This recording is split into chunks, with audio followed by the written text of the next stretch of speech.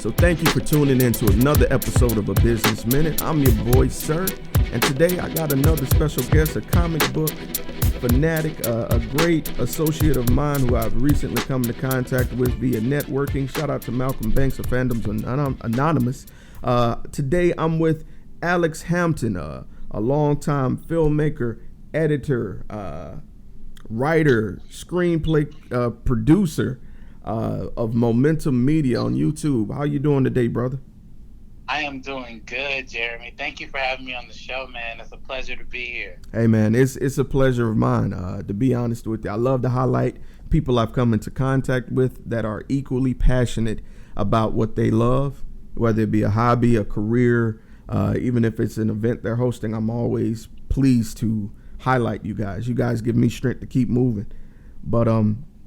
But Alex, if you could, for those of you that, the people listening that haven't heard of you or don't know what it is exactly that you do, could you explain what it is that you do, brother? Yes, sir. My name is Alex Hampton. I am the founder / CEO of Momentum Media, which is on my YouTube channel. This is my YouTube channel. I'm also a filmmaker / director / actor.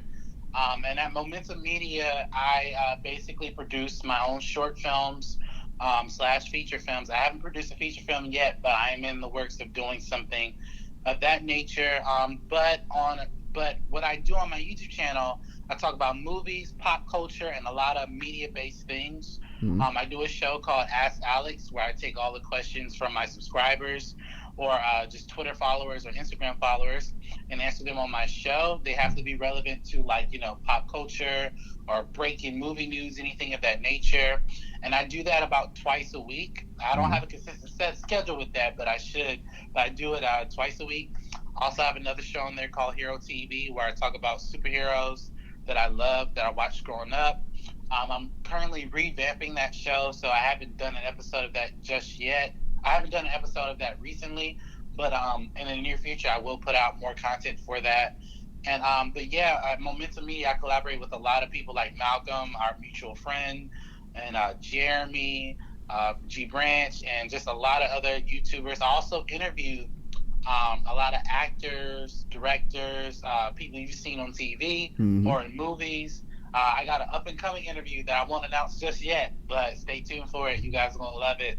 Oh, man. But, that's what we do at Momentum Media. All right, brother. And how long have you been active, with directing and everything, and also with Momentum Media? So, it's funny, before I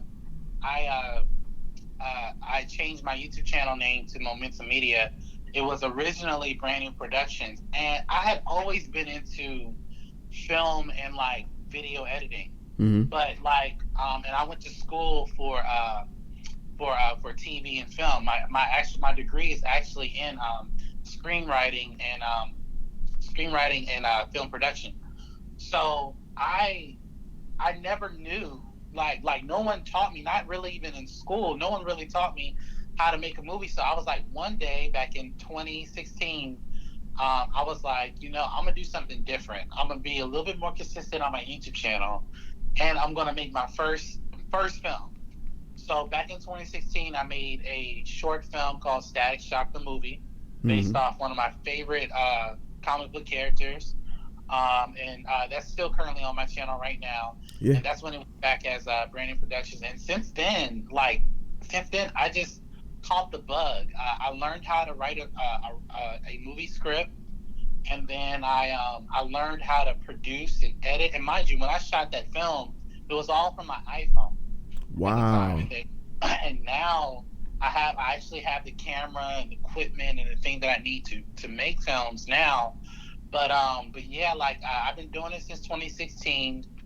And since then, I needed to rebrand my brand. So Brand New Productions to me didn't sound like it fitted my content. So actually I called Malcolm one day. I said, hey, I know you're good at rebranding and coming up with different things. Can you help me come up with this name for my channel? Excuse me.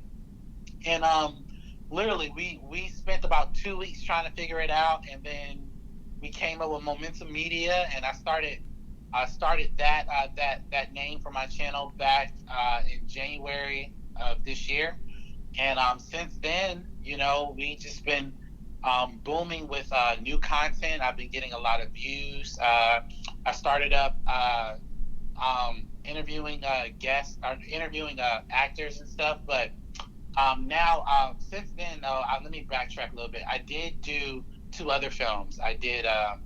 Miles Morales, the New Kid, which is based off Miles Morales, Spider-Man, and Right. also did a sequel to Static Shock. It's called Static Shock Uprising, which all three of those movies are on my channel, Momentum Media. And that was right when I was wrapping up the name Brand New Productions, and that's when I changed it to, and like months later, I changed it to Momentum Media. And like I said, since then, since that change, I don't know. I just, a lot of doors have opened up for me. I've been meeting up with producers here in Orlando, Mm. other filmmakers as well. So I've been doing it for a little over 3 years consistently, and man, I'm just excited. I'm currently developing a film right now that I haven't really announced yet. I haven't said what the name is yet, but yeah, I'm just getting that together and just learning how to transition into a bigger city, which is Orlando, and I'm getting my feet wet in this city. All right, man. No, and I wish you the best. That's the one thing I admire about you. I've been following your channel since we've all started kind of networking and sitting and chatting a bit. I did peep your films. I caught the Static Shock movies, and I was blown away, man. Like some of the things, like I can tell that you're into the art of filmmaking by the Right. angles that you take. It just isn't, oh, okay, shot for shot for shot. You actually have transitions. You have angles highlighting action. You have clever camera positioning to tell the story as well. So as somebody who studied filmmaking as well, I can appreciate, your love of that craft, brother. So kudos to you on that.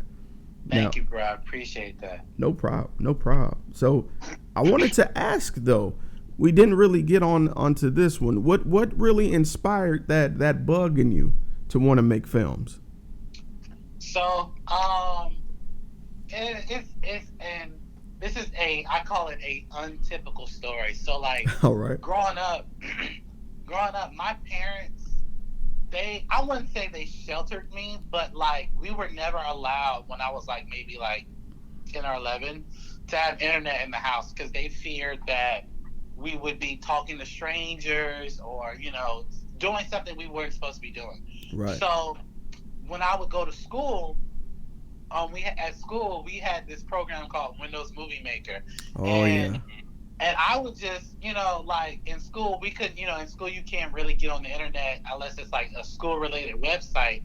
So what I would do is that I was really into like Mega Man and like Mega Man Battle Network. And I just started taking pictures from Google and putting into Windows Movie Maker and started making slideshows. And there was something about it that I just fell in love with making slideshows. And I wasn't the popular kid. I mean, I wasn't a nerd or anything, but it was just like I really kept to myself. I was very introverted. And Mm.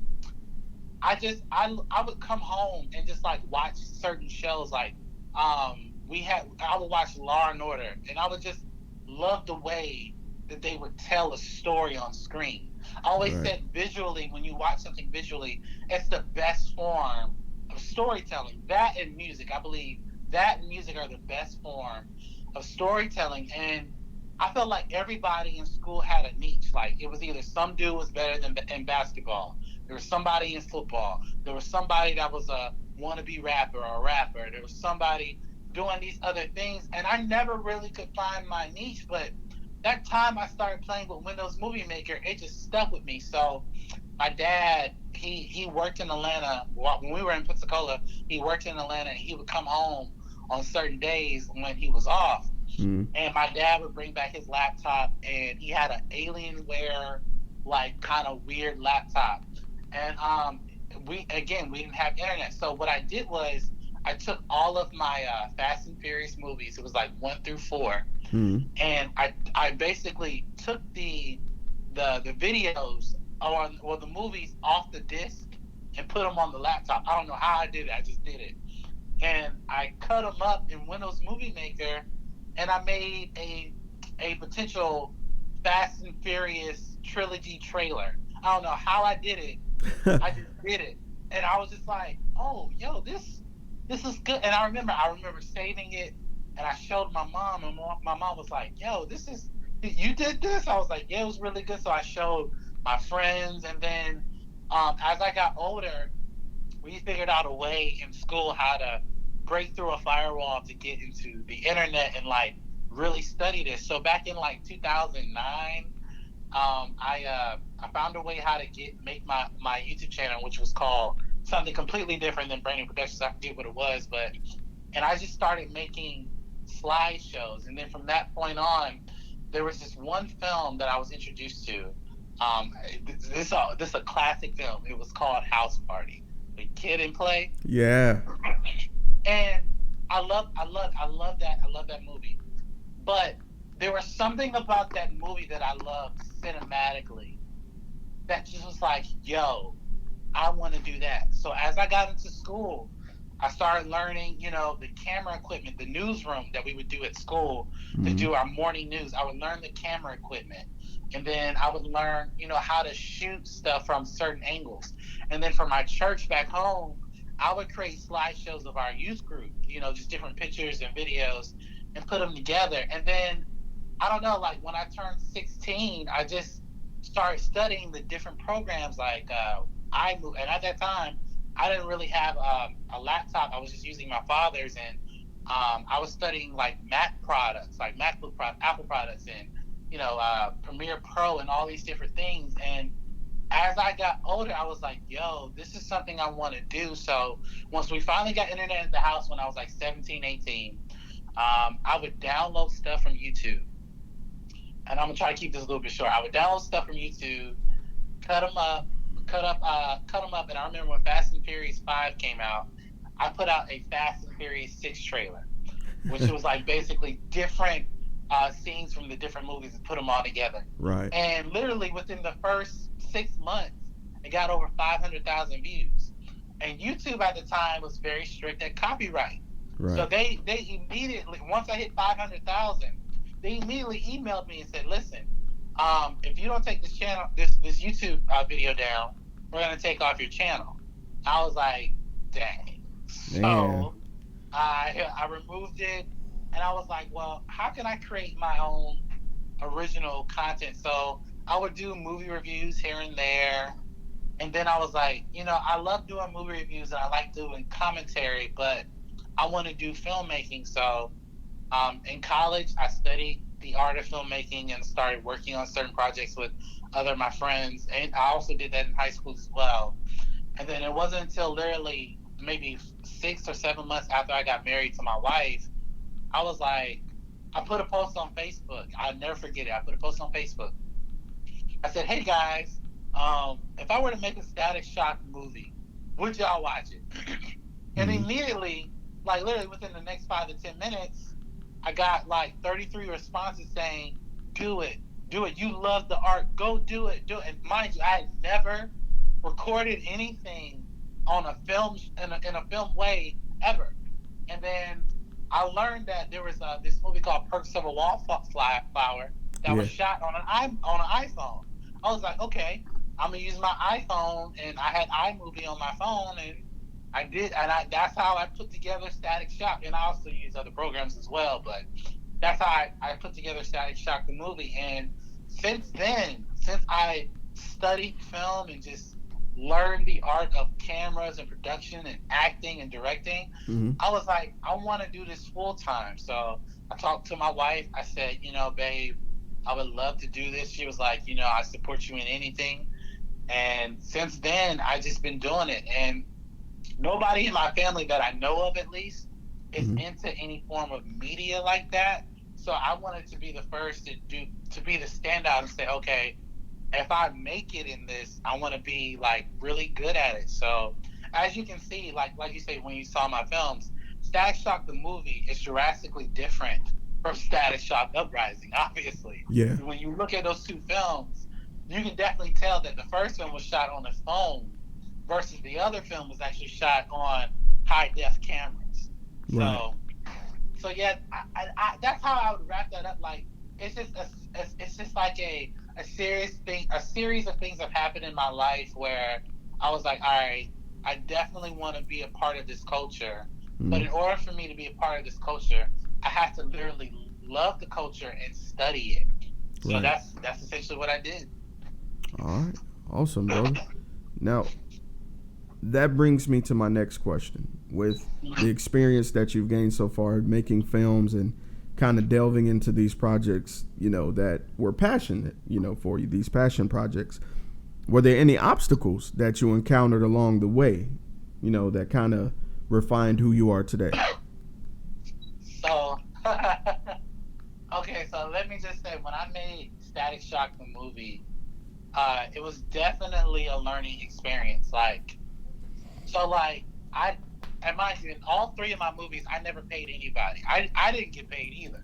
So, when you're doing a film, especially your first film, and nobody's getting a check, I'm not going to say that they don't want it as bad as you, but I'll say that, a lot of people, the people that I work with, which are great people, I have nothing bad to say about them. But a lot of people that I work with, it was kind of hard managing their schedules with my schedule to put out this project. And, at first, I made the mistake of, when I was doing this, not to include my wife. And that in a way hurt me, because when I first told my wife that I wanted to make a movie, she initially was like, are you serious? Are you joking? Like, she didn't know if I was being serious or not. So I kind of took it offensively, and I had to really think about it. I was like, well, I never really expressed to my wife that I was actually going to do this, because a lot of people told me, I'm sure you've heard this before, go to school, get your degree, and then you'll be doing your career. Well, I don't need a degree to make a movie. Sorry.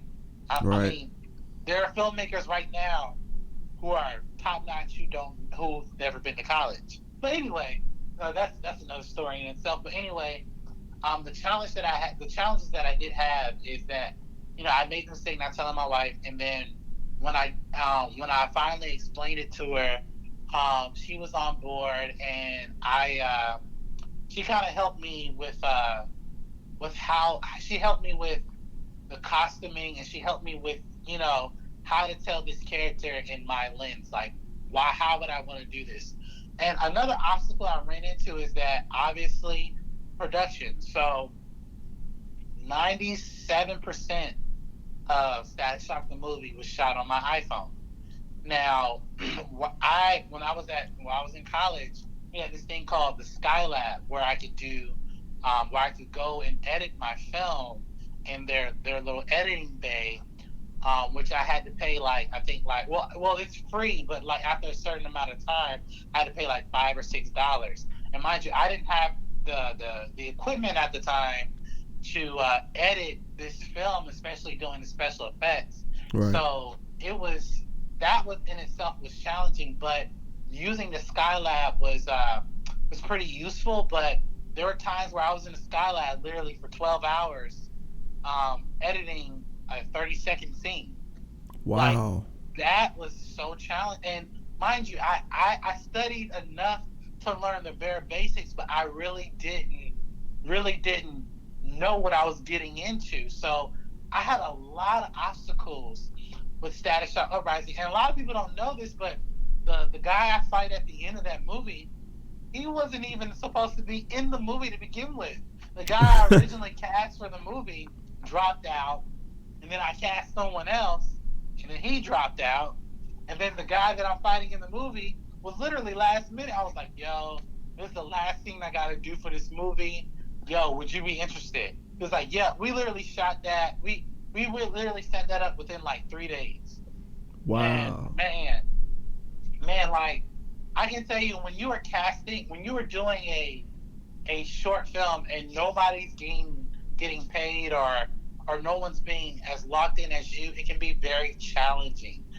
just dealing with the different schedules and stuff. So personally, I ran into a lot of obstacles. Also, ran into a lot of writing obstacles. Like the way that film is shot, Mm-hmm. I guarantee you that I wrote that movie completely differently. Like you were supposed to see me flying in that movie. You don't see me flying at all in that movie. Like, Right. you know what I'm saying? Like, there are things that there are supposed to be in that movie where my Visa card said no. You know what I'm saying? So, in that movie, and for that budget for that movie was about $500 that came out of my own pocket. And then I learned from making Miles Morales the new kid was another $500 that came out of my own pocket. But I had a little bit more understanding. And with Miles Morales the new kid, that took me like 6 months to shoot. And Static Shock the movie, my first movie, took me about 10, 11 months, almost a year. Mm. So like so I took what I learned from that previous film and just applied it to this film. And you can see for Miles Morales, the new kid, it's a very short, concise story that's one direction. Instead of me including a lot of people in that movie, there's like maybe 4 or 5 people in that movie or less that are consistent in that movie. Now, the cool thing about Static Shock Uprising, um, I had written that movie after I had released. Well, I was writing that movie after I released Miles Morales and New Kid. Like it was still in development and writing. By the Mm. time I finished writing the movie, my wife got pregnant.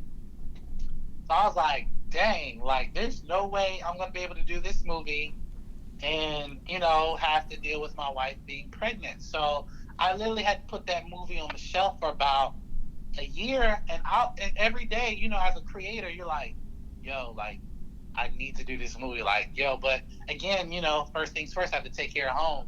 So as my wife was pregnant and I met Holden Hartman, and I sent him my script. He loved the script and he helped me produce that film. And I want to say after my daughter was born, about maybe I want to say 3 or 4 months after my daughter was born, we got that cast together literally within like 2 weeks. And we Wow. shot that whole film in 7 days. In 1 week? In 1 week. And let me tell you why. So the girl who plays Shanice in that film, she was moving to Atlanta. So I had to shoot her like now. Like she was moving. And on top of that, me and my wife were transitioning to move to Orlando because I had got a new job in Orlando. I got promoted, and my wife had got a new job in Orlando, and we were trying to move out here anyway to be closer to her family and to see also embark in new opportunity. I literally shot that in 7 days, and Holden Hartman, a really good dude, helped me shoot that movie, produce that movie, and he did all of the special effects for that movie, and I did the sound effects and the post production editing in that movie, and it literally took me about maybe 2 months of post production, but 7 days of shooting. And let me tell you, I was so humbled. I'm not gonna lie, the reason why I was so humbled because the obstacles that we had was the actress who plays Shanice. Her name is Yanisa Montour. Really good person. She was literally getting ready to leave, and I was like, "Yo, like, if I'm going to use you, I need to use you now." And literally, a lot of the villains in that film, we just cast on the spot. That was like, "Yo, I'm willing to do it." Same kind of scenario with the first film. There were some people who were cast, but they dropped out. And side note, like the girl who plays Frida in that film, Mm-hmm. is not the same person who played Frida in the last film. Right. So in the last film, Kaylee Stedman played Frida, and the reason why I couldn't get her for this film is because she was getting married herself, so I couldn't get her down. So I recasted her. So there was a lot of recasting, a lot of rewrites, a lot of ads, a lot of taking away. And let me say, man, when you shoot a film, especially a short budget film like that in 7 days, it's crazy. And that film cost $2,500. Whoa. And that film, and what you see from that film is literally all the camera equipment. I bought a MacBook Pro for that film. I bought all the essentials I need to make sure that that film looked quality. Right. So the obstacles for filmmaking. I mean, there's so many, but I learned a lot. I learned a lot that in this next film I'm developing, this time I'm actually going to pay people. That way they have a reason to be there. You know what I'm saying? And I'm going to hire a staff, hire an actual recording staff. So I'm getting that all together, because the one thing I've learned about in terms of creating art, you're literally revamping and rebranding every day. But you take all the mistakes that you've learned and you say, okay, what can I do differently so that way this doesn't happen again? You know, so, and now that I'm in Orlando, there's so many opportunities here, so many other people that I'm connected with, that I'm like, okay, if I'm going to do this, I'm going to go all out and do this. Like this next film, you know, this next film I'm developing could be anywhere from $10,000 to $15,000. Whoa. Possibly. If I can get that number very low, I will. But, bruh, and I want to point out to your listeners, I ain't got money like that. I don't. However, the Lord has been blessing me with people who are using about, $2,000 to $3,000 worth of equipment to make this film, to knock off the budget of this film. So that kind of helps out, where I don't necessarily have to pay for more equipment. However, I do have to pay the people. So, I'm trying to think big. I know for a fact this next film is going to be a short film, but the sequel to that next film is going to be a feature film, like in a 90-minute film. So just getting all my eggs together. And I know this was kind of a long answer, but yeah, that's a lot of the problems that I have and obstacles that I have come across in making films. All right. And listen, Alex, this is your show, brother. I appreciate you being so candid, because that's another thing that people can tend to forget is, although when you start a project, you have to be frugal, and with that I mean you have to make every cent count. And with you having a first budget of $500, you understood the extent of that. So I think now when you come into contact with those larger budgets, you can now be more efficient, whereas someone else just might blow everything and realize they've come up short somewhere. So exactly, you've got the experience behind it. You know. Yeah. All right. So my next question is a little bit more of a personal one. With you being a husband and a dad, like, how do you find that balance between your work and your personal life?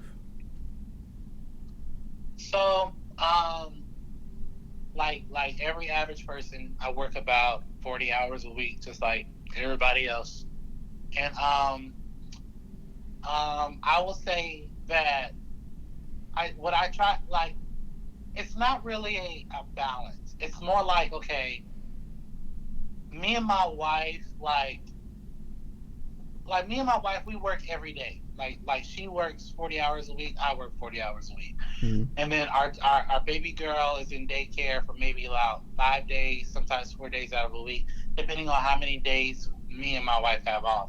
And the days that I have off, I spend time with my daughter, and we hang out, I play with her, we chill and everything. And when she's sleeping, and while my wife is at work, I'm in the studio developing films. I'm in the studio creating content. I'm in the studio recording episodes of Ask Alex for my channel. And right. And a lot of times, you have to find that open balance. Like, for instance, like with my wife, when she comes home, like if we both have an off day, 9 times out of 10, we're spending time with one another. Like we're, watching a movie, or going out to eat, or just talking about our days, our weeks and how we've been. Because I noticed that when we're working 40 hours a week, we hardly see each other except for when we come home, either late at night or early the next morning, depending on how demanding our jobs are. Mm-hmm. So Um, I try to take whatever extra time I have to create my art. And my wife is a huge supporter of mine, and she may not understand a lot of the things that I do in terms of the art that I create, but she does understand where I want to be and where I want to take it. So she's very she's very understanding of what I'm trying to accomplish, because I've told her many times, like, I don't really want to work for anyone. I want to work for myself and Mm-hmm. provide for my family. I want to be a full-time filmmaker at some point, working on, one day I would love to be, either in a MCU movie or working on an MCU movie, you Right. know, Right. or if I could, like, for instance, like the next film that I'm doing, well, I'll say this: Static Shock Uprising was nominated in a film festival. It was the film festival back in Wisconsin, I think, that I submitted to. It was nominated for best storyteller, and it didn't win. And what it told me was is that, okay, for my next film, before I put it out to the public, let me see how let me see if I can shop it, like put it in film festivals, Mm-hmm. see what awards it could win or get nominated for. Like, I take the little extra time that I had to develop my content, and I realized that us moving to Orlando was a huge change and a culture shock for us. Right. Definitely, financially it was, because definitely paying bills in Orlando is drastically different paying bills in Pensacola. So it's so different. And I said, okay, what? How am I going to balance? Well, not really balance, but do my art and also focus on family. Well, family, I say, well, family and God come first to me. Right. So when I can, I spend time with my wife, and there are times where I spend more time with my art than my family. And and again, like, as a creative person, I'm sure you know about this. As a creative person, when you're so wrapped in your art, you don't think about anything else. And I had to learn, like, I really had to learn that, my wife wants me to be there. It doesn't matter if I'm just sitting right next to her. She wants me to be there with her instead of me being away from her. So I Right. had to learn that. And you just have to find that balance of what your home life is. And I'll say this, that, again, with my wife being supportive, um, the times where I, like now, like, my wife's at work now, my daughter's at daycare now, and I have time now to edit a video and do this interview with you. Mm-hmm. And as I'm doing this interview with you, this is the time where I can be more creative and tell your listeners how I become the man that I am now, and finding, that balance, and just, developing different things. So yeah, man, I would just encourage people who need to find a balance. It's just, if you have a significant other, let them know, where your heart is. And if you have time, like, I put it to you like this. um I was telling one of my cousins this. I said, you know how everybody's raving about watching and binging Netflix shows and all this other different stuff? Right. Well, in that time you're watching Netflix, you can spend that same amount of time creating your art. Fact. I mean, and that's what I did. So, like, for instance, like, a lot of my homeboys are telling me, "Oh, yo, did you see season 2 of Mindhunter?" I'm like, "Nah." Well, what are you doing? Creating art. Right. I'm sorry, and that's not to say that people who do that are wasting time. But, like, for instance, I could be watching that right now, but I'd rather be doing something that could benefit me in the future. Right. So, like now, I guarantee my typical day, I'm coming home. Like, if, like, say if I come home early and my wife gets off work and she brings home the baby, well, I'll spend time with the baby, and she'll take her nap. My wife is probably in her room sleep, and while I'm in the living room chilling, I'm gonna go in the studio and create content. And that could be up to 2, maybe 3 hours. I don't know, but I'm gonna take advantage of the time that I have instead of wasting it on a TV show that will always be there. So Mm-hmm. I will say that I never really found balance, but I figured out a way to maneuver my time to create the things that I love doing.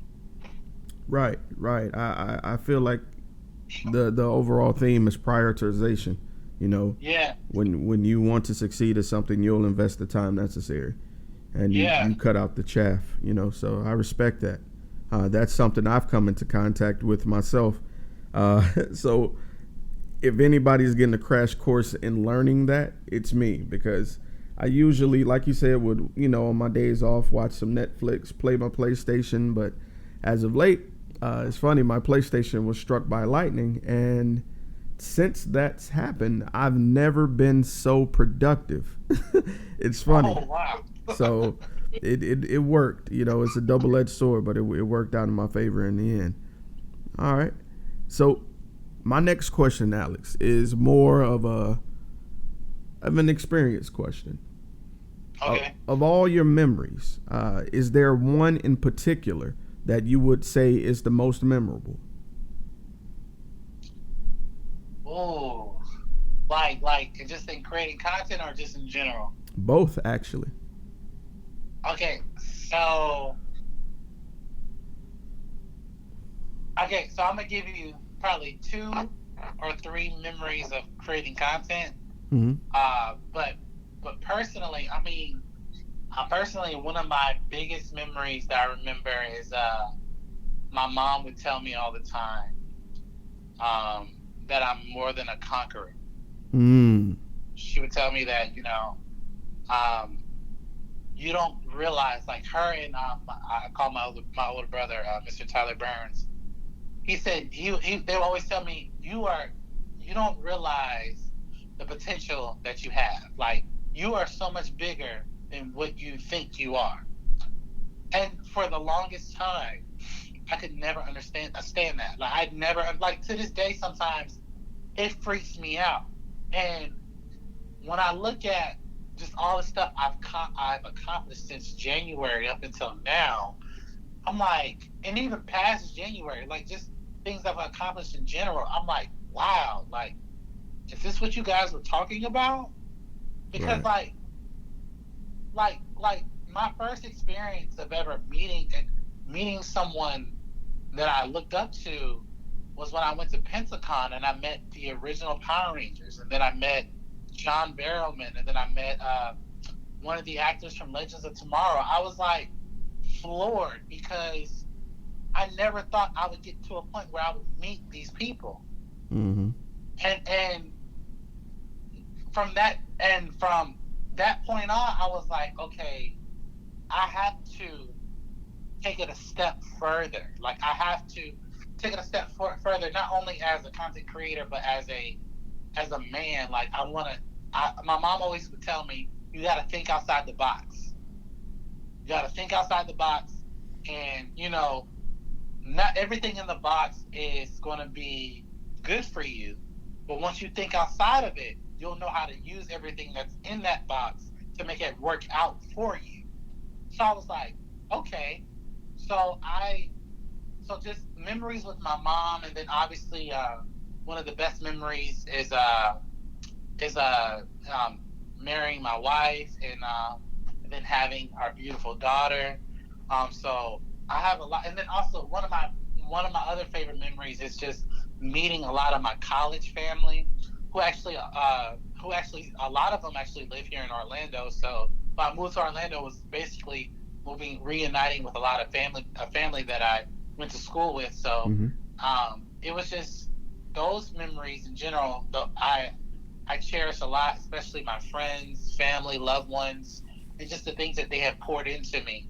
Now, content wise, the best memory that I have is when I finally got a chance to interview this actor, director, and writing and acting coach, Troy Skinner. Now, if Mm-hmm. anybody who doesn't know who Troy Skinner is, he's done a lot of short films, and he's also done some things in movies and TV as well. But the cool thing about Troy Skinner is that he made this fan film called Black Light Needs to Buy His Revenge, which I encourage everybody to go watch. Right. It's an amazing, amazing short film. And how I got in contact with him is that I did this thing called, on my YouTube channel, called my top 10 Black directors. And he was on that list. And I tagged him in it on Instagram. And, you know, when you tag certain actors and famous people, you don't think that they're going to respond back. So I assumed he would never respond back. Turns out that he was so touched by that video. Like, he was in tears. And I promise you, I was so floored by what he told me. I was like, I never thought that I could touch you like that. Because you are a person that I looked up to. Like, Toy Skinner is somebody I studied in college. And it's crazy. Like, it was crazy that I got a chance to not necessarily meet him in person, but I got to interview him. Right. And talk to him. And to this day now, we have a great relationship. Like, I talk to him from time to time, and he's such a great guy, and I can't wait to meet him in person. But yeah, so that's one of my other great memories. Another great memory in creating content, just, you know, and I posted about this about a few months ago, about 5 months ago. Literally from 2016 up into 2018, I made 3 consecutive films. I don't know nobody who can do that with a small budget in 3 years. Like, and to me, that was such a milestone. Like, yo, in 3 years, each of those years, I put out a film, and all 3 of them are doing well on my channel. They're still getting views now, and I'm like, yo, that it just blows my mind. That's crazy. And I'll give you 2 quick ones. Okay. Another one is when I interviewed Robert Meyer Burnett from the John Campea Show, and I've actually built a relationship with him as well. Linked up with him. He's actually a really great dude. Had an amazing time interviewing him, so that was dope. And another one is when I went to MegaCon here in Orlando. I met Mike Coulter. If you go to my Facebook page, oh man, you'll see all the photos I took. But I took a picture with Mike Coulter, Luke Cage, right, and then I took a picture with Stephen Amell's Green Arrow. Then I met, you know, Nakia Burress, the yellow Zeo and Turbo Power Ranger, right. And then I met Zachary Levi's Shazam. Like, and mind you, like, if you would have told me I would have been doing everything that I just mentioned, I would have said, you are smoking on crack.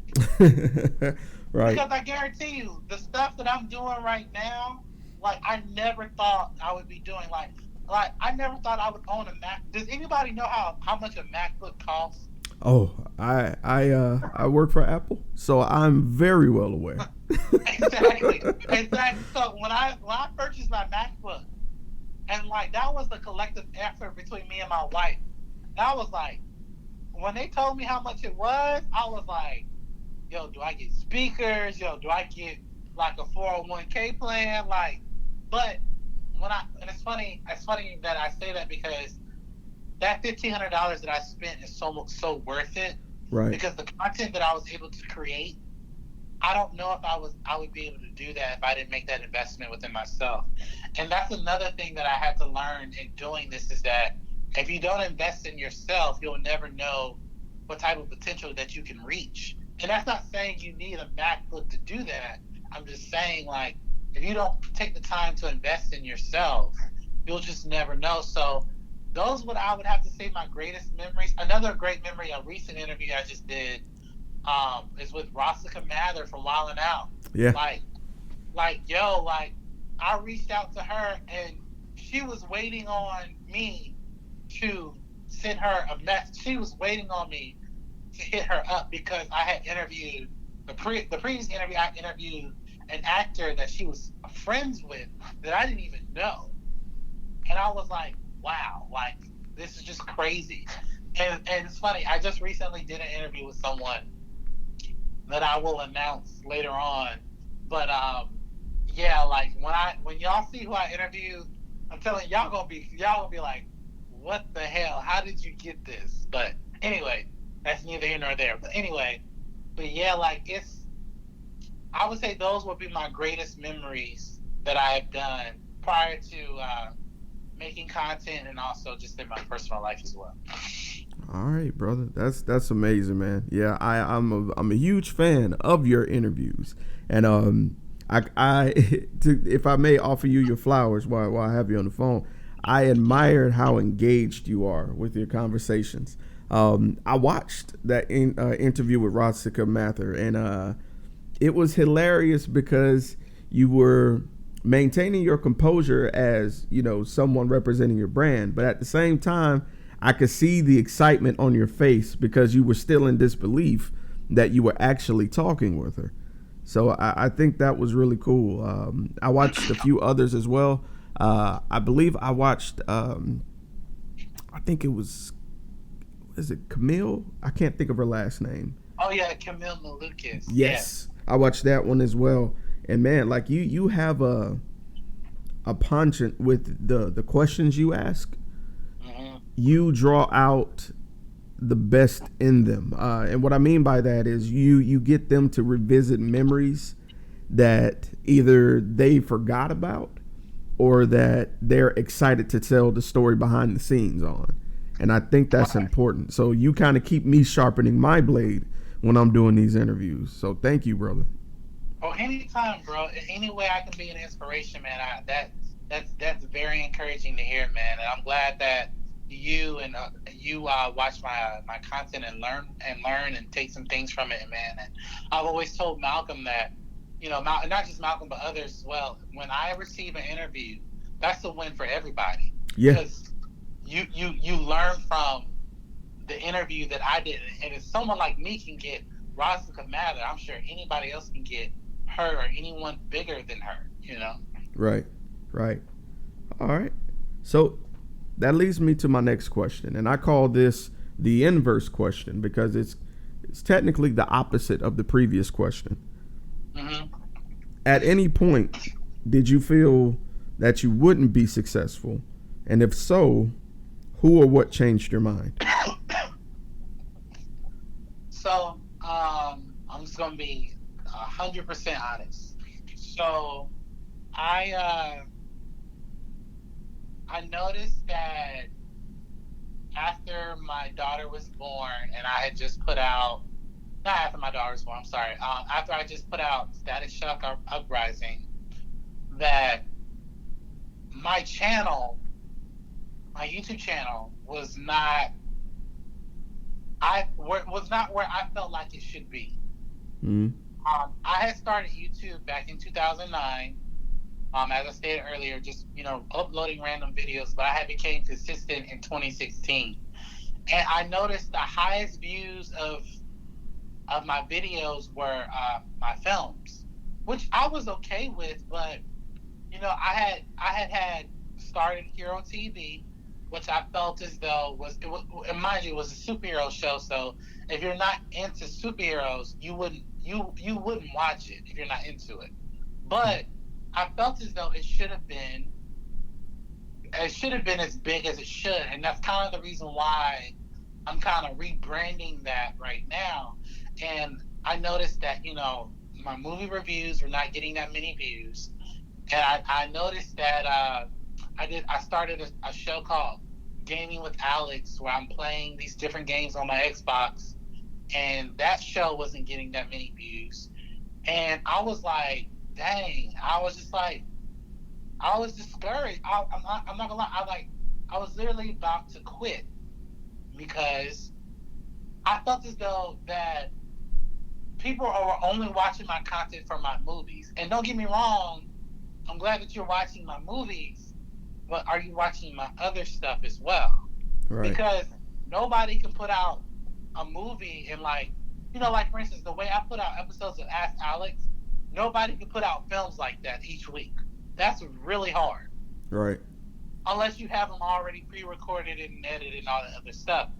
Other than that, that's really hard. So I noticed that, you know, I felt like I wasn't becoming making original content, because I had did a series prior to putting out my film Static Shock Rising called my top 10 black superheroes, which you can still go see on my YouTube channel, where I give a list of top 10 black heroes that I love.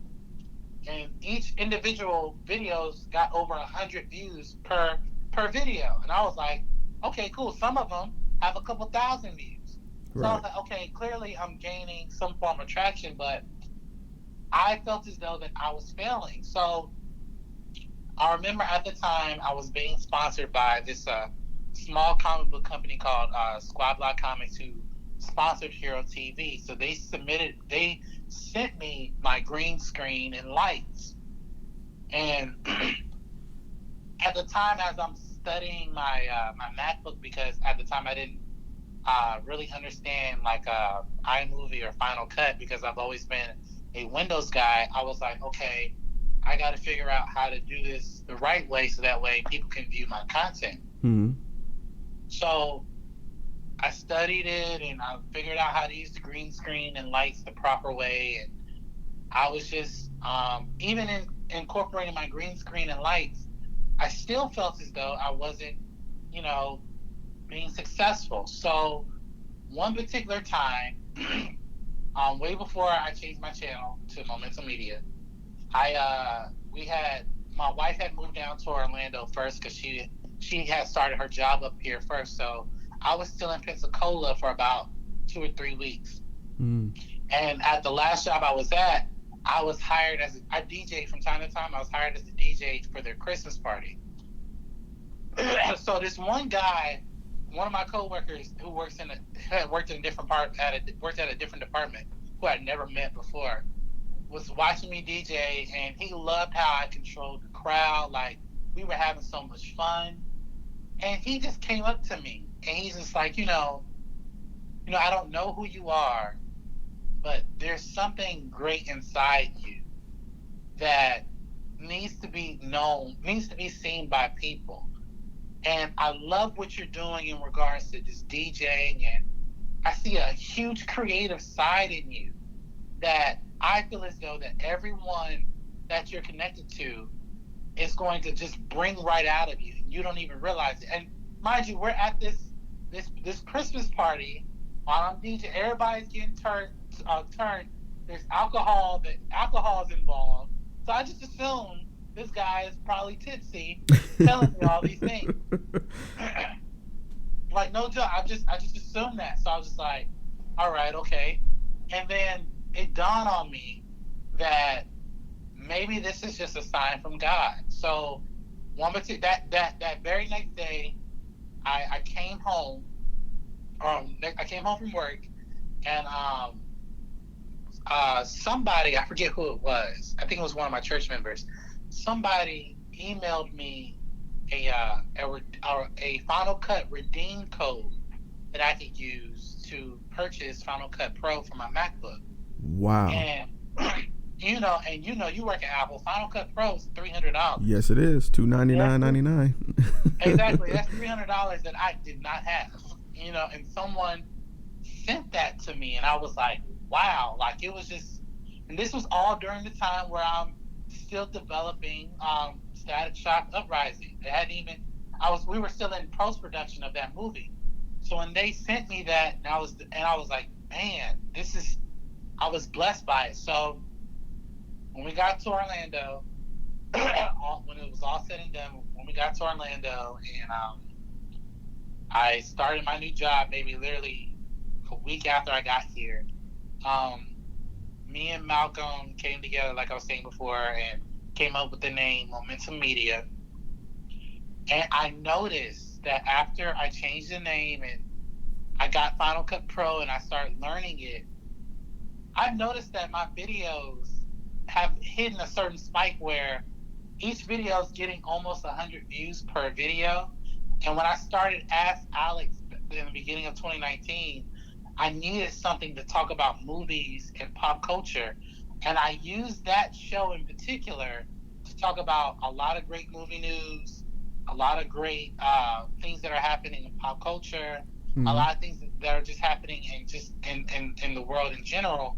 And right now, if anybody's ever watched Collider movies or Screen Junkies, right now, I can say that my content is on par with a Collider and a Screen Junkie in terms of production. Right. It's on par in terms of production. And so, if I didn't have that one stranger inspiring me to go forward, and then having one of my church members bless me with a Final Cut Pro code, and then the encouragement from my wife, and again networking with people like you and Malcolm, I don't honestly think Momentum Media would be where it is. Like, and part of that, and I have to attribute that to just the people that I've networked with and connected with, because again, like, and I have to point back to this interview I just did.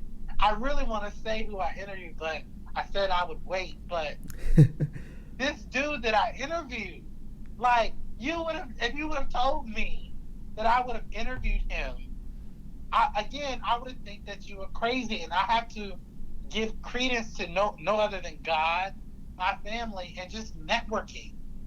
And I have to give Malcolm a lot of credit as well, because Malcolm was my first interview.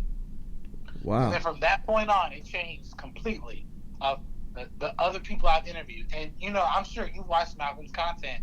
Yeah. He's interviewed almost all of the Power Rangers. He's interviewed literally almost all of people who've been involved in acting or directing. I mean, the guy. It's funny, we were having this conversation literally a couple of days ago. I said, Malcolm, you have over 1,000 videos that you created from your phone. Right. Look at my channel. I barely use my phone.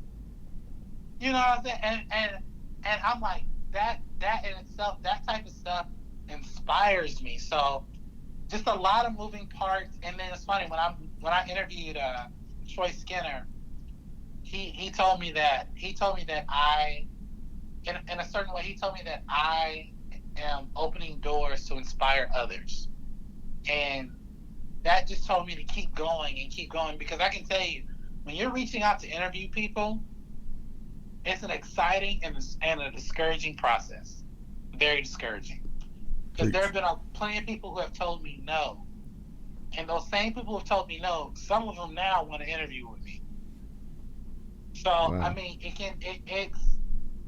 it's a very jarring thing, especially like I only have over 2,500 subscribers, and that's not a lot compared to other media publications.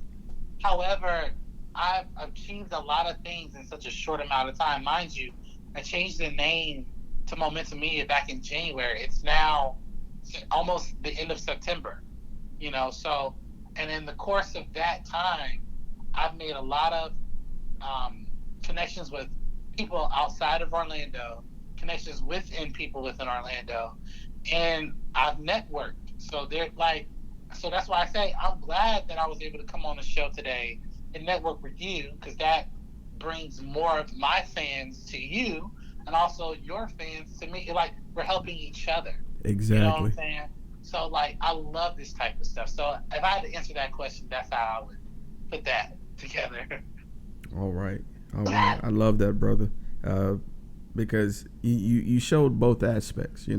I always say if you're going to sell someone on the dream of believing in themselves, you have to show those high and lows to really relate to that person, because there's both sides on every pursuit. You're going to have those days where you feel like you're on top of the world. You're going to have those days where you feel like, man, am I really doing the right thing? Am I doing it the right way? Those come with the territory. So I just appreciate you being candid about it and speaking on it. All right. So my next question, I laugh because I call this the long-term question. Okay. Where would you like to see yourself and Momentum Media in the next 1 year, 3 years, and then 10 years? So, okay. And you know what? I can announce this. So, previously, I had announced in one of my thank you videos where I thanked my audience for I thank my audience for helping me reach over 2,500 subscribers. And I said that in the next upcoming year, like next year, in 2020, I'll be developing my short film. But with Momentum Media, where I would see myself is actually, built like, and I'll go ahead and announce it, just come out and say it. I'm building my own studio.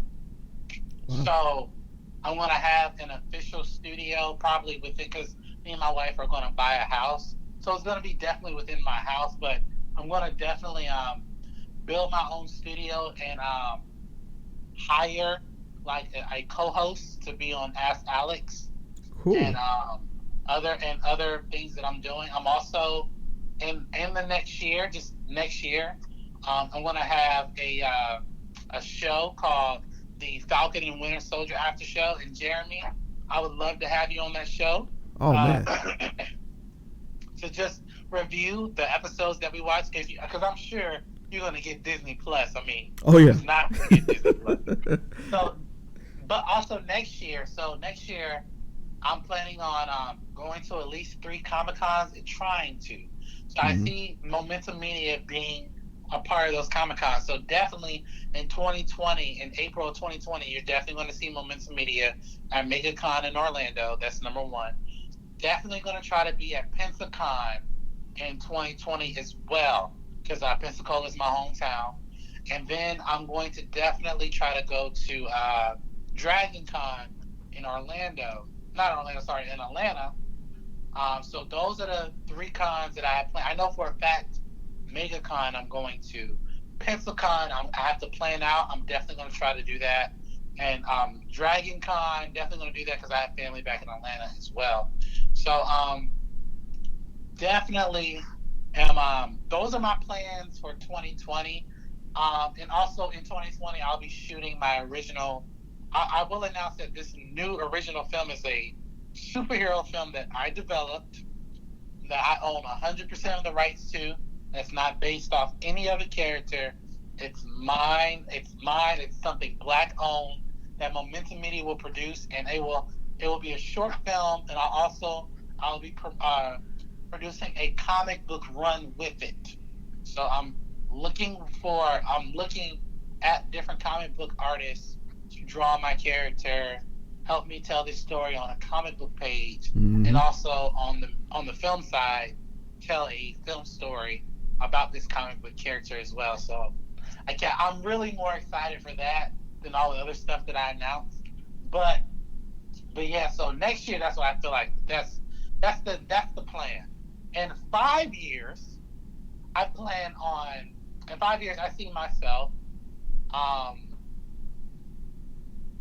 one of the panelists at San Diego Comic-Con. Okay. I'm not gonna lie. One of the panelists at San Diego Comic-Con. I see myself really creating a bond with the Collider and Screen Junkies crew. Okay. I see myself by 5 years. I see myself at least with at least 2 or maybe 3 films that are either on my YouTube channel or out on a theater run. Like for instance, actually I'll say this. I can announce this. This next short film that I'm doing, and I said it earlier that I'll be shopping it around. If it's successful, I'm gonna try to get it on Netflix. Wow. So if I get it on Netflix 5 years from now, the actual feature film is going to be on either Netflix or an actual theater chain. Sorry, I'm just getting over a cold, but Yo, you're fine. Anyway, that's what I see in the next 5 years. In the next 10 years,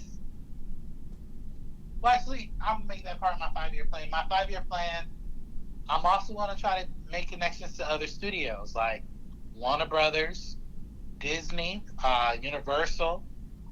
Universal and Fox is already here in Orlando, so definitely going to try to reach out to them in terms of making some form of a media publication deal or something.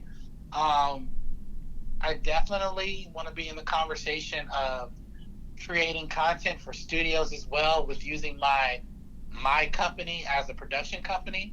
So I definitely see Momentum Media in two sides. So you have the media company that's putting out a lot of stuff on the internet, like Ask Alex, and a lot of movie news, Mm-hmm. superhero stuff. But on the other side, I see it as a production company either producing my own films or other people's films, and also doing music videos, and also doing other form of production. So, and then that's what I'm currently doing now. Like not recently, but maybe about a few months ago, I shot a music video for one of my friends, and that was under the Momentum Media banner. So by 5 years, I want it to be developed where I'm a production company and a media company. And by the time I hit that 10-year mark, Momentum Media is going to have its own building. 10 years from now, I'm going to have, me and Momentum Media are going to have conversations about this particular, not Momentum Media, me and Marvel, or maybe DC, are going to have conversations about putting my original character in one of their films and see what we can break off with, possibly. I also, in 10 years, I want to produce TV shows that are on networks right now or streaming services, like anything that could be on Disney Plus, or anything that could be on BET, or what's another one? FX. I love FX. Universal, CBS, those types of things. I want to, and by then, by 10 years hits, I would have already developed films, TV series, and all this other stuff all under my brand. So I have a humongous plan of where I see Momentum Media going. if done right, and under the guidance of God. So yeah, I mean, I'm really excited. I can't wait to see what God has for me. But yeah, I'm just praying, and I have $1 and a dream, hoping to make some cream. So yeah, that's where I see my company going. All right. Well, bro, I with your drive, I expect nothing less from you. And all I'm saying is, if you do make it to that Comic-Con panel, just give your boy a shout out. That's all I need. I got y'all. I got all of y'all. I got y'all. All right. All right. So, Alex, this is my last question. And I always dedicate this question to the people that's listening, because the hardest thing you can do is take an idea and share it with the world. It's the scariest step that you could possibly take. What words of encouragement would you have for someone who has an idea, who's passionate about it, but just afraid to share it with the world? Okay, so I'm gonna just be 100% honest. Hey, let's do it. And I don't want anybody to get offended by what I'm about to say. So I just want to preface this by saying, hey, this is my opinion, and I think that it's not a fact, but it's just my opinion. I think that everybody should at least think about what I'm about to say. One, if you're creating something that you're planning on sharing to the world, you have, and this is a big one for everyone who are very precious about their art, you have to be open to criticism. That's the biggest thing. Like, you have to be up. Like, for instance, you watch Static Shock, the movie, right now. There are a lot of people who like it. There are a lot of people who don't like it either. Like, check out the comments there. I'm sure you'll find plenty of comments of people who say, oh, this is stupid. I don't know why you did this. Yada, yada. Like, check out the comments. I'm pretty sure you'll see there are people who are on there who don't like it. But I guarantee you, the reward is so much bigger than what you think it is. Because I will say this, is that if I hadn't created Static Shock, the movie, I would have probably never made a movie at all. And it's funny. I've heard Steve Harvey say in his book Sirr. He said that, if you jump off that cliff, you don't know that your parachute will open. It's not going to open the first time you jump. But the more you keep jumping, it will eventually open.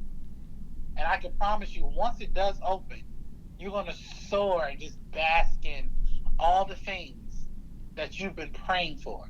For some, that may take like a year. For some, that may take over 10 years. You got to do it. Like, for instance, I've been doing YouTube since 2009, but I wasn't consistent. So I became consistent in 2016 when I put out my first film. And I can tell you that I started off with maybe 1,500 subscribers, and I've gotten over 2,500 subscribers, all with me being consistent. So you have to, and that's just me being open to the criticism. Like, even now, like with the show that I do now with Ask Alex, not everybody's going to agree with my opinion. They're not. Right. They're not, and you have to be man enough or woman enough to take that. So the one thing I would say is that you have to be open to criticism. Another thing you have to do is just do it. Just do it. All my life, I've been told, go to school, get your degree, then you can plan and do all this other stuff. When I look at Black Nerd on YouTube, that man's been on YouTube since 2006. Yep. Has a huge following. That man, and he probably does have a degree, but he's been doing a lot of great things within his content, and he didn't need a college degree for. So I'm not, and this is not me crapping on college, going to school and getting your education. If you need to get your education, I encourage everyone to get your education. However, I don't want that to be your only thing that you need to do something that you want to do, whether it's in media, music, film, or whatever. You have to do it. Like I said, was speaking earlier, you have to take that jump. You have to take that leap. Steve Harvey also says, if you don't take that leap, I can promise you that your parachute will never open. Will never open. So if you don't have those two things where you're open to people's criticism, and if you're not willing to take that leap, you'll never know. Like, and I'm just being honest, moving to Orlando was not that glamorous thing for me and my family, because, I mean, granted, we had things lined up, but we were still struggling. And I'm glad that we are able to reap the opportunities that we got. But I can tell you that was one big jump where we did get cut up on those rocks. We did get hurt from that landing, but little by little, me and my wife's parachute is opening. And to a degree, it's scary. It's very scary because I'm in a position now where I'm talking to actors and directors, managers, about getting them on my show. Like coming to Orlando and filming in my home studio. Nice.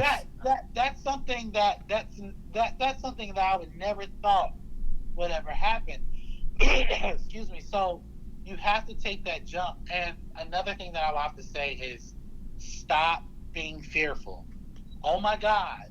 I can't tell you how many times I've talked to people, and even dealing with myself personally, how fear has stopped us from doing things. Listen, when I started YouTube, I did not start off with 1,000 subscribers.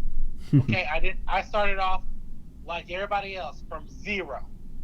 You have to not be fearful. Put something out.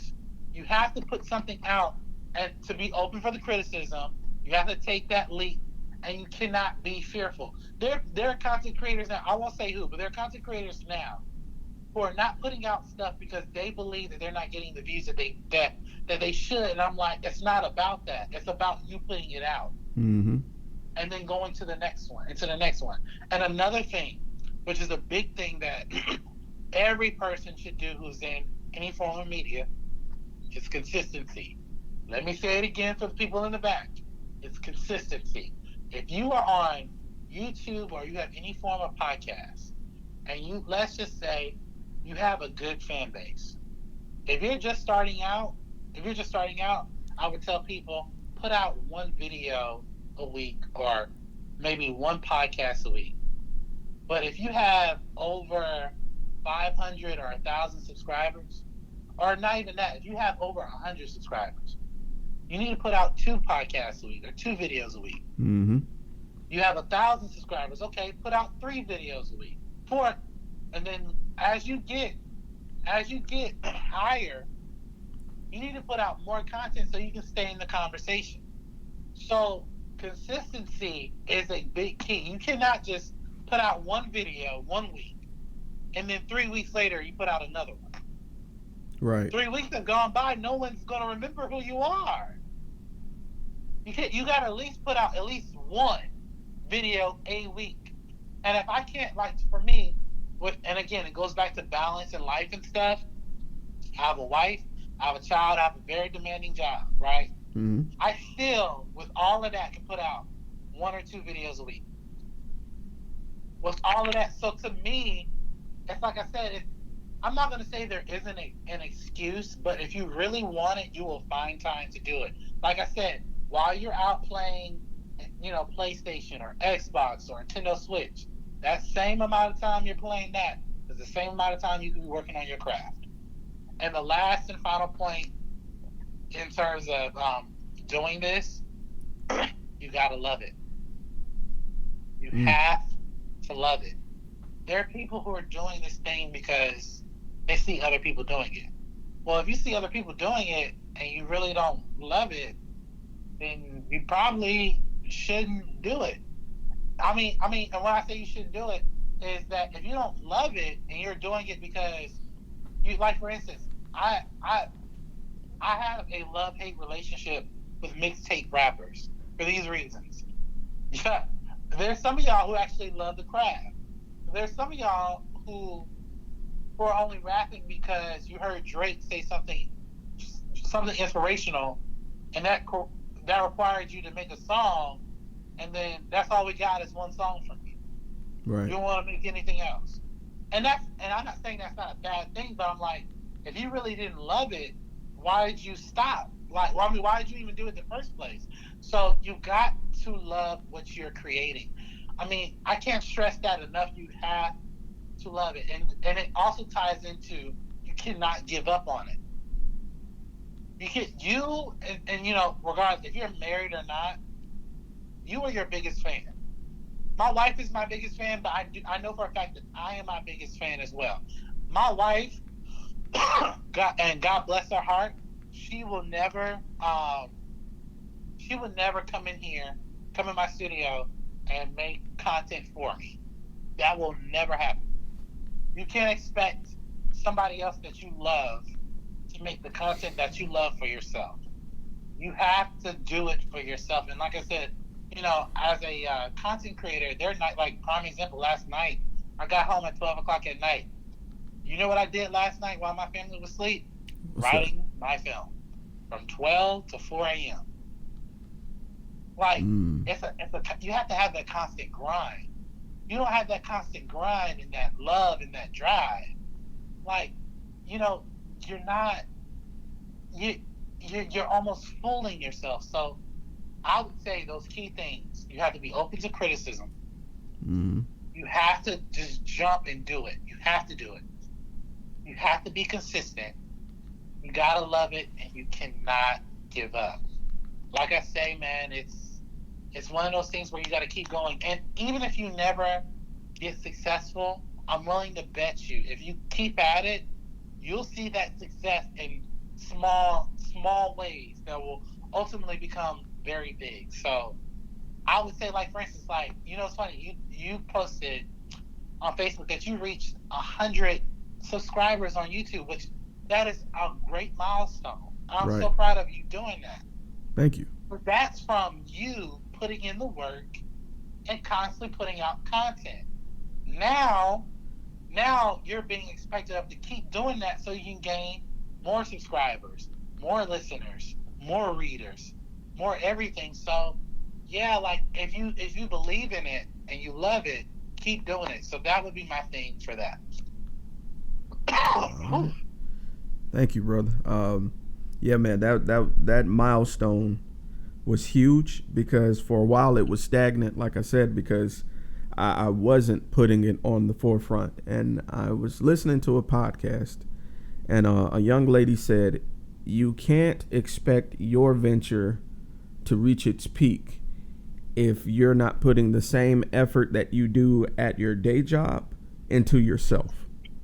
Mm-hmm. And that drives home what you're saying. You really have to make time if you really want it, and that's what I've been doing. And again, thank you for that. And like I said, I look at you guys like Malcolm, Jeremy Branch over at I Hate Movies, and I admire you guys because you guys just genuinely love what you're doing, regardless of what people think.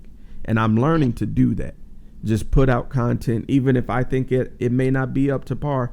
I still put it out there because, what I think the people may want may not be what they want. What I may think they don't want, they may want. So I just focusing on being consistent is a big thing for me. So thank you, brother. Oh, anytime, bro. All right. So Alex, before we go, I want to ask if anybody wanted to reach you, whether it be about Momentum Media, where it be about a one-on-one, or maybe they just want to get in contact with you to pick your brain. How could they reach you on social media? So the way you can reach me, I would encourage everyone to go to my YouTube channel. Just type in Momentum Media. I'm the first thing that pops up. And you'll see on my YouTube channel, I do this show called Ask Alex 2 days a week, sometimes 1 day a week. And you can send me an email actually at the AskAlexShow@gmail.com if you want your question or topic on my show. You can also send me another email if you just want to link up with me and just talk to me or interview me or just ask me some pointers of that nature. So you can do that as well. You can also hit me up on Instagram at Mr. Alex Hampton. If you hit me up on Instagram, I'll post a lot of cool things on there as well, a lot of funny memes and stuff. So yeah, hit me up through there as well. You can also follow me on Twitter at Mr. Alex Hampton as well. So that's where you can initially get in contact with me. Also, like if you want to look at all of my content, I encourage you to go back to my YouTube channel as well. We post a lot of cool things. We're developing a lot of new stuff here at Momentum Media. So I'm actually really excited wrapping up this year and going into the next year of what's to come for my channel. So, I mean, if you really want to see what we're going to be doing for the next 12 months, you really want to tune into my channel because I'm about to do some stuff that is very unprecedented that I'm about to do some stuff that YouTube has probably never seen before. So, yeah, definitely hit me up through YouTube and catch me on Instagram, and you can also catch me on Twitter as well. All right. Well, brother, Alex, it's been a pleasure sitting here talking with you, man. I really appreciate you taking time out your day because I know you got things to do, people to see and all that. So on behalf of 2020, you've been awesome, brother. I look forward to working with you again. And yeah, man, I'll be glad to be a guest on your channel. Whenever this Disney Plus thing gets, up and running in November, I'd be more than happy to, brother. Yeah, man, definitely. I'm gonna be, and I'll announce it on your show that I'm doing a Falcon and Winter Soldier after show, and each episode I'll have a different guest or a different set of guests on the show, just talking about the episode we just watched. And yeah, I want to definitely include you and Malcolm and everybody else that we hang with and other people as well on this after show. And yeah, man, I want to make sure that we get all of our names out there so that way people can follow our content and that way we can all be one cohesive group. So yeah, I would love to have you on the show, man. All right, brother. Well, brother, I'm not going to hold you up any longer. Again, if you're listening to this and you want that information that he provided, it's in the description bar below. If you're watching this on YouTube, same thing. Just click down there, go give his channel a follow, and, hit him up. Very responsive guy. Always great to talk to. Alex, thank you, brother. Jeremy, and thank you everybody for listening.